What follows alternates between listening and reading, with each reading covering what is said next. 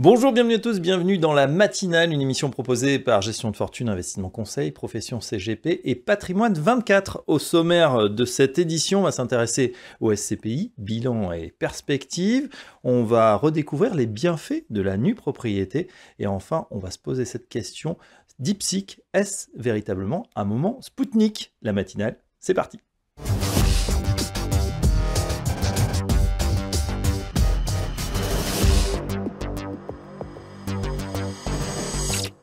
Et dans la matinale, tout de suite, on s'intéresse au SCPI. On va faire un bilan 2024 et voir quelles sont les perspectives pour 2025 sur cette classe d'actifs. Chez Atlan Voisin, notre invité, c'est Romain Calbert. Bonjour Romain. Bonjour. Vous êtes directeur des partenariats chez Atlan Voisin. Un petit mot de présentation de votre société. Oui, avec plaisir. Alors, Atlan Voisin, on est un acteur historique de la SCPI. On gère des SCPI finalement depuis 1968. Avec une SCPI alors historique à capital fixe qui s'appelle Imo Placement, et on est davantage connu par nos distributeurs, les conseillers en patrimoine, les banques privées, pour notamment Épargne Pierre, qui existe depuis 2013, qui est 100% investi en France, Épargne Pierre Europe, qui est un peu la petite sœur d'Épargne Pierre investie à l'étranger, et Épargne Pierre Sophia, que nous avons lancé fin d'année dernière. Alors on va en parler, mais tout d'abord on fait un bilan de cette année 2024 qui a été une année assez mitigée pour la SCPI. Il y a eu un peu la querelle des anciens et des modernes.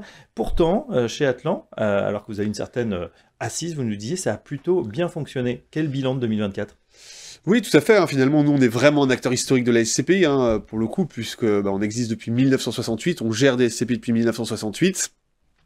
Et le bilan, pour nous, il est bon. Dans un marché, il est vrai, qui a été chahuté, mais chahuté finalement pas pour tout le monde, et nos SCPI s'en sortent bien. Je fais notamment référence à notre SCPI Épargne Pierre, qui existe depuis 2013, 2 milliards 8 de capitalisation, donc finalement une SCPI qui a des fondamentaux très sain, oui.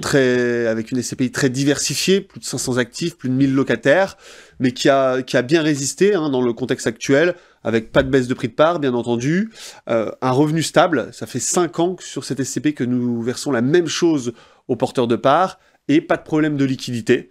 On n'a pas eu ce mouvement de sortie que d'autres ont pu connaître sur l'année 2023 ou 2024. C'est vrai que ça a été compliqué pour certains. Comment vous expliquez, Romain, cette belle résistance justement de Épargne Pierre ? Alors, je pense à vraiment un trait à la stratégie d'Épargne Pierre. Historiquement, nous allons beaucoup sur des petits actifs, ce qui explique encore un patrimoine important par rapport à la capitalisation, une capitalisation de 2 milliards 7, 500 actifs, 1000 locataires, et très présent en région, notamment dans les grosses métropoles régionales. Or, on constate quand même que ce qui a particulièrement souffert ces derniers mois, ces derniers trimestres, pour être un peu schématique, c'est le bureau grosse surface monolocataire en Île-de-France. Alors pas partout en Île-de-France, ce serait réducteur, mais dans certaines zones d'Île-de-France. Or, nous avons relativement peu de cette typologie d'actifs. D'accord. De fait, une très bonne résistance de notre SCPI. Oui, ça veut dire aussi peut-être moins d'institutionnels et moins de sorties de capitaux. Alors, ouais, tout à fait. Alors ça a trait au passif. On a un passif extrêmement sain sur Épargne Pierre, avec en effet très peu d'institutionnels au capital. Ce qui fait que, encore une fois, on n'a pas eu ce mouvement de retrait massif qu'ont pu connaître certains véhicules de la place. Et voilà, les clignotants donc plutôt au vert pour Épargne Pierre chez Atlan Voisin. On se penche sur 2025, voilà, ça a bien démarré. Vous avez fait une belle collecte en 2024, expliquez-nous. Oui, tout à fait, on a fait une collecte sur l'ensemble de nos fonds de l'ordre de 380 millions d'euros, principalement répartis entre Épargne Pierre, donc qui investit 100% en France, et Épargne Pierre Europe, qui investit 100% à l'étranger. Donc pour l'instant dans 4 pays, en l'occurrence les Pays-Bas, l'Espagne, l'Irlande, et depuis quelques semaines l'Allemagne, puisqu'on a acheté un hôtel en Allemagne. Et enfin, la dernière année, Épargne Pierre Sophia, que nous avons lancé fin 2024, et qui a connu un bon démarrage, avec 10 millions de collectés sur le mois de novembre, sur les mois de novembre et décembre 2024. Et un premier actif déjà ? Oui, tout à fait. On a acheté un cabinet dentaire à côté de Toulouse. On devrait acheter un centre de soins dans les prochaines semaines. Donc voilà, c'est une SCPI qui va comme ça se développer, et donc se mutualiser, qui est l'essence même de la SCPI, avoir la mutualisation la plus forte possible. D'accord. L'objectif pour cette SCPI Sophia, pour cette année ? Je dirais, en vitesse de croisière, c'est un rendement de l'ordre de 5,5. On sait qu'il y a quelques éléments un peu pour booster le rendement des SCP en première année. Ce qui compte, c'est quand même voilà, dans la durée. Hein, encore une fois, finalement, quand on souscrit une SCP, on la garde plusieurs dizaines d'années. Donc, en vitesse de croisière, ce sera un rendement de l'ordre de 5,5. Et ben voilà, en tout cas, pour ce panorama chez Atlan Voisin, clignotant plutôt au vert. Et puis, belle collecte attendue également en 2025. Merci, Romain Calbert. Je rappelle que vous êtes directeur des partenariats chez Atlan Voisin. Merci. Et à très bientôt sur la matinale.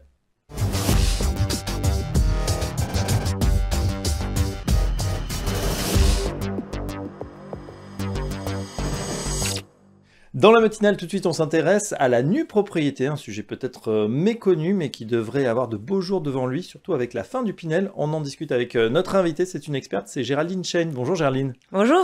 Vous êtes la fondatrice d'Agarim, et on va voir quelles sont les innovations que vous proposez. Un petit mot justement sur Agarim, pour ceux qui ne vous connaissent pas encore. Oui, alors en effet, on a fondé Agarim avec mon associé Naïma Kelaf. On vient d'une maison qui connaît bien la nue propriété. Et on a eu la chance, du coup, de créer Agarim il y a 7 ans.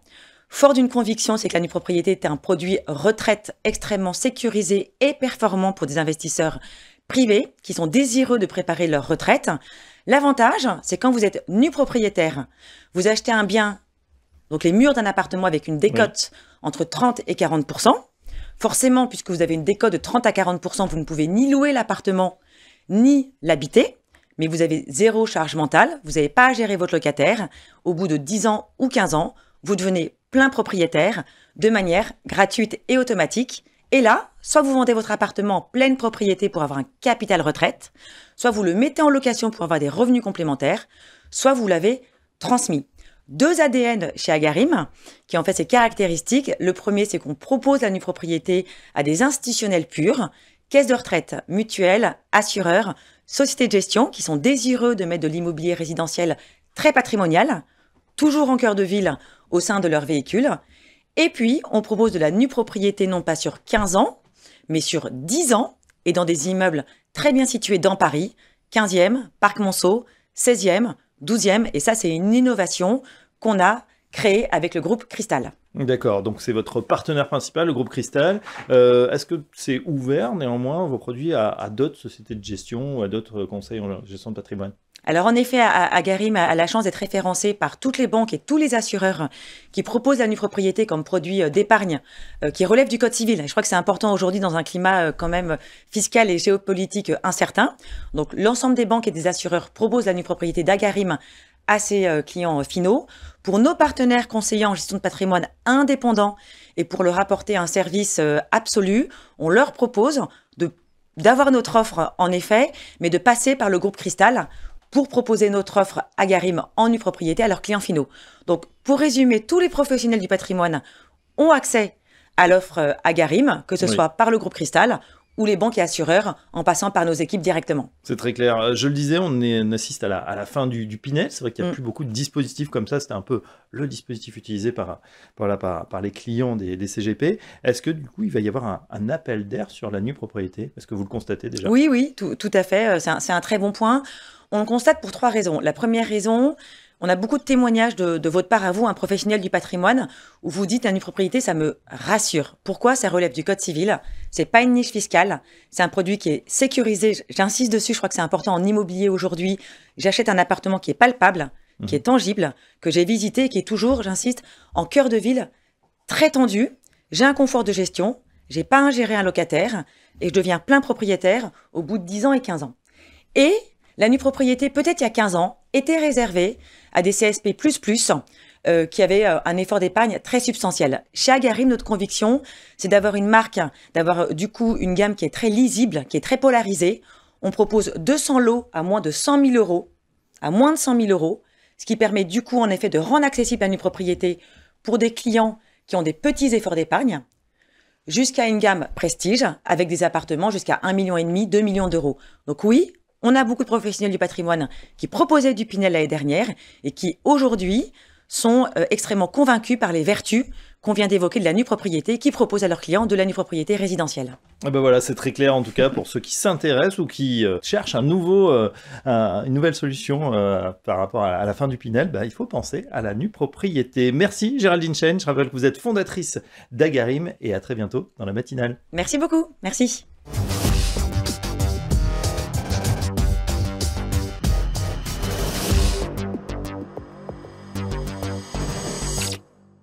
Dans la matinale, tout de suite, on va s'intéresser à l'actualité économique, politique, avec l'arrivée de Donald Trump, les premières mesures, et puis le trubillon chinois DeepSeek qui a alerté tout le secteur de l'intelligence artificielle. On en parle avec notre invité, c'est Richard Pandevant. Bonjour Richard. Bonjour Fabrice. Vous êtes co-gérant du fonds Action Long Only chez Exane AM. Et on a envie de vous poser cette question, effectivement, avec cette saison 2, Donald Trump qui vient d'être lancé. On a eu tout un tas d'annonces, finalement, des mesures commerciales pas encore trop difficiles, et la bourse européenne qui a poussé un hausse de soulagement avec une très belle performance des indices européens pour le mois de janvier. Alors, quelle était votre vision de cette arrivée en fanfare de Donald Trump à la Maison-Blanche ? Alors, je dirais que c'est une vision qui est un peu en deux temps. Avant les élections, il y avait déjà dans l'air cette idée de tarifs douaniers, qui ne faisait pas plaisir au marché. Mais finalement, après l'élection de Donald Trump, il y a eu une sorte de double soulagement. Alors le premier soulagement, je pense qu'il est d'ordre institutionnel, c'est que le résultat était clair et net, donc il n'y a pas eu de contestation du résultat. Le second soulagement, il est venu effectivement du fait qu'il y a eu beaucoup d'ordres présidentiels qui ont été signés très rapidement, de façon d'ailleurs mise en scène de façon assez spectaculaire. Mais il est vrai que dans un premier temps, ces ordres avaient porté plutôt sur des sujets sociétaux, d'immigration, de diversité, et pas sur des tarifs douaniers. Donc ça, c'était le premier temps, donc soulagement des marchés, puisque ça dressait un paysage plutôt positif pour le business, alors surtout le business américain, mais le business en général.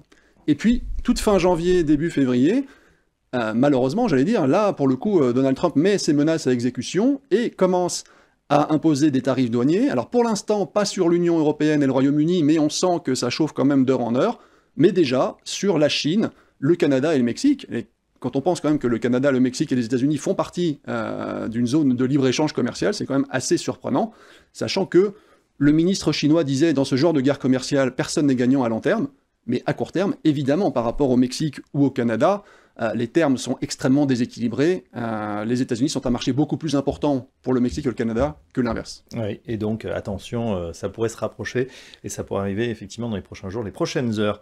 On a aussi parlé, c'était il y a quelques jours, beaucoup d'une nouvelle IA chinoise, DeepSeek, qui a vraiment enflammé, mais à la baisse, plutôt le Nasdaq, en se disant, tiens, si les Chinois arrivent à faire une IA 10 fois, 20 fois, 100 fois moins chère, ça peut rebattre les cartes.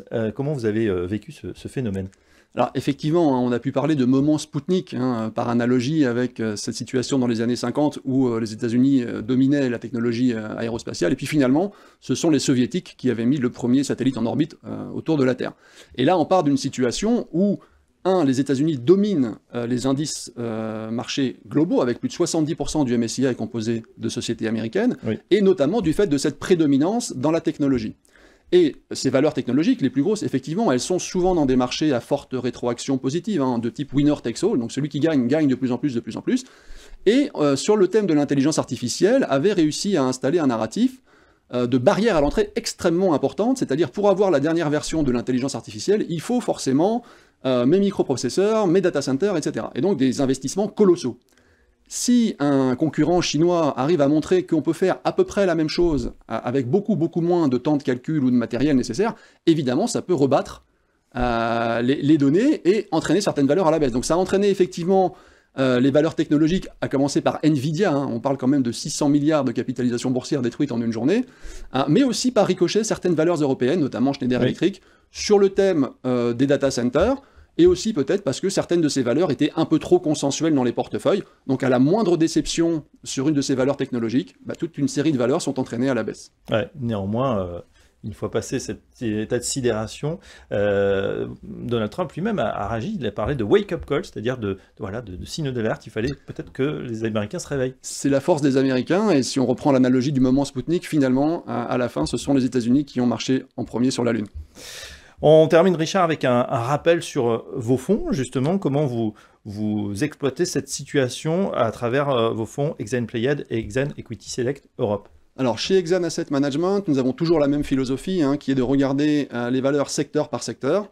Donc dans ce genre d'environnement, c'est particulièrement utile puisque ça permet de se ramener à son terrain de jeu et de regarder, en fonction des différents événements, tarifs douaniers, chocs technologiques, qui seront les gagnants et les perdants secteur par secteur. Et ensuite, on va le décliner sur toute une série de besoins pour nos investisseurs. Le premier besoin, c'est celui, en gros, d'un substitut au fonds en euros, donc d'un rendement relativement régulier. Et ça, c'est le fonds Exane Pléiade, qui est un fonds de performance absolue. Oui. Et pour les investisseurs qui souhaitent investir dans les marchés actions, mais sans prendre de grosses dispersions par rapport aux indices boursiers, Exane Equity Select Europe permet de bénéficier de notre recherche action fondamentale, tout en restant relativement proche du marché en termes d'écart de performance. Ah ben voilà, il y en a pour tous les goûts. En tout cas, merci Richard pour cette analyse. Richard Pandevant, je rappelle que vous êtes co-gérant fonds Action Long Only chez Exanem. Et à très bientôt dans la matinale. Merci Fabrice, à bientôt.